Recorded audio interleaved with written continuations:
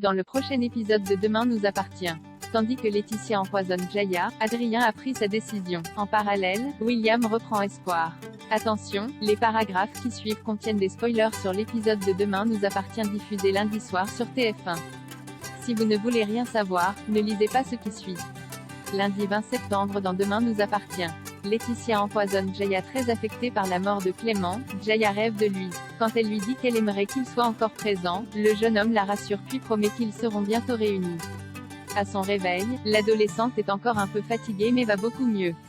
À ses petits soins depuis vendredi, Laetitia déclare qu'elle a bien fait de ne rien dire à ses parents puis lui redonne de la tisane afin qu'elle reprenne des forces. Au poste, Martin indique à Jordan et Raphaël que l'ADN du jeune homme a été relevé sur le scooter de Clément. Tandis que son avocate prend sa défense avec ferveur, l'adolescent finit par avouer qu'il est l'auteur du vol.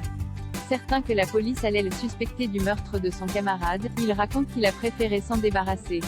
Comme le commandant Constant le soupçonne d'avoir tué Clément, Raphaël fait remarquer que son téléphone a borné à son domicile au moment des faits. À défaut d'éléments probants, Jordan est relâché. En quittant le commissariat, Jordan retrouve sa mère et l'informe qu'il risque d'être poursuivi pour le vol du scooter. Néanmoins, Raphaël est persuadé de parvenir à faire classer l'affaire.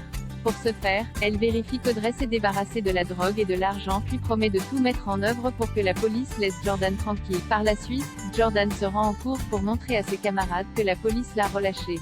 En l'apercevant, Jaya voit rouge et lui ordonne de quitter les lieux. Dans la mesure où il refuse, elle s'en prend à lui physiquement en le frappant au ventre. Chloé intervient alors et exige qu'il retourne immédiatement en cours. De retour chez lui, Jordan questionne plus tard sa mère sur la marchandise qu'elle a cachée. Si elle affirme s'être débarrassée du cannabis, elle avoue en revanche avoir gardé l'argent. Ses enfants ont beau l'encourager à conserver les 3000 € pour qu'elle puisse souffler un peu, Audrey n'entend pas garder de l'argent sale.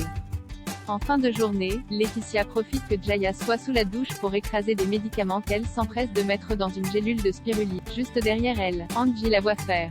Adrien a pris SADECISION. Adrien et Sophia ont passé la nuit ensemble. Au réveil, la fille d'Ognier ne peut s'empêcher de remettre sur le tapis son potentiel départ pour Goa. Bien qu'il soit censé donner une réponse rapidement, il ne sait toujours pas s'il va accepter cette proposition car elle fait désormais partie de sa vie. Plus tard, Adrien confie à sa mère qu'il doit transmettre sa décision pour Goa dans la soirée mais qu'il ne parvient pas à décider.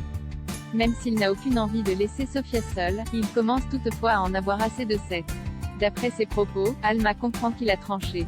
Il retrouve alors Sophia et lui annonce son départ. Un coup dur pour la jeune femme qui lui en veut terriblement. Adrien tente bien de la convaincre qu'une relation à distance est possible mais celle-ci exclut cette hypothèse avant de lancer qu'il est maintenant libre de faire ce qu'il veut. Par la suite, Jack débarque chez Adrien pour lui présenter ses excuses pour ne pas avoir donné la lettre à Sophia. Le fils d'Alma, qui ne lui en tient pas rigueur, l'informe qu'il part pour Goa le surlendemain. Lorsque Jack déclare qu'il va beaucoup lui manquer, Adrien affirme qu'il ne part pas pour toujours puis garantit de garder le contact. William reprend espoir dans la matinée. Manon rapporte à sa famille qu'elle a été embauchée pour faire la plonge au Spoon. Si Sophia se réjouit pour sa petite sœur, William est quant à lui sûr qu'elle ne tiendra pas le coup. À l'heure du déjeuner, le médecin choisit d'aller au Spoon pour espionner sa fille. En venant à sa rencontre, Louise indique qu'elle est très contente de son travail. Au cours de la conversation, William confie qu'il aurait préféré que Manon fasse des études à la fac mais Louise, qui voit le côté positif de la situation, estime au contraire que c'est une belle première expérience dans le monde du travail. Tandis qu'il reconnaît qu'il a du mal à s'y faire, il entend Vanessa traiter sa fille d'en côté. Des mots qui lui font retrouver immédiatement le sourire, convaincu que Manon ne restera pas longtemps.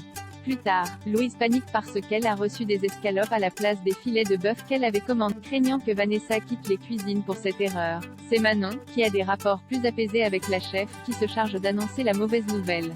Malheureusement, cela ne plaît pas à Vanessa de voir sa patronne envoyer la nouvelle recrue faire le sale boulot à sa place. Lorsque Louise l'enjoint à créer un plat avec la commande reçue, Vanessa refuse. Mais après que Manon a lancé que les grands chefs comme elle ne peuvent pas improviser en si peu de temps, cette dernière met sa colère de côté puis se met au fourneau pour leur prouver qu'elle sait s'adapter. Soulagée, Louise remercie Manon et déclare qu'elle a un vrai don pour gérer les personnes caractérielles. En fin de journée, Aurore et William expliquent à Manon qu'avec ce qu'elle gagne au Spoon, elle ne pourra pas faire son tour du monde avant 2 ans. Alors que c'est un choc pour Manon, William